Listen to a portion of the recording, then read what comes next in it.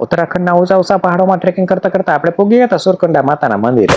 ત્યાંથી પછી ઋષિકેશના એરપોર્ટ જેવા રેલવે સ્ટેશને પૂગી ગયા હતા. ઋષિકેશમાં રામઝુલા અને લક્ષ્મણ ઝુલા આવેલા છે, એના ઉપર હાલવાનો લાહો લઈ લીધો.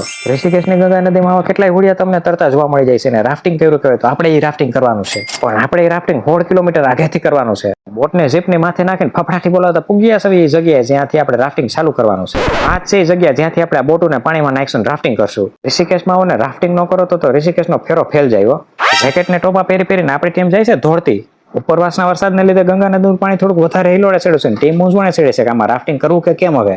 ફોન મારો ભાઈ આડો કરી નાખજો કારણ કે ભેંસ પાણીમાં નાવો પાણીમાં ગઈ છે ધીરે ધીરે. બોલો ગંગા મૈયા કી જય, હર હર મહાદેવ, મૂવ ફોરવર્ડ.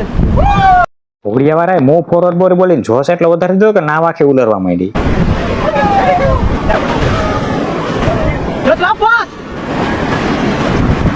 ઘડીક તો નદીમાં દરિયા જેવા મોજા ઉછળવા માંડ્યા ને હલેસા મારીને બાવડા દુખી ગયા.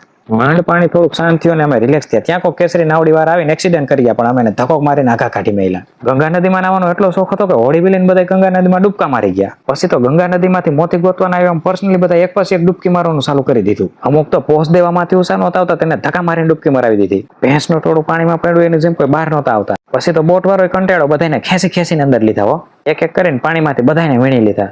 તો હવે અમે ખિસકાવી છે પણ તમે આવા નવા લોગ જોવા ફોલો કરતા જાય છો.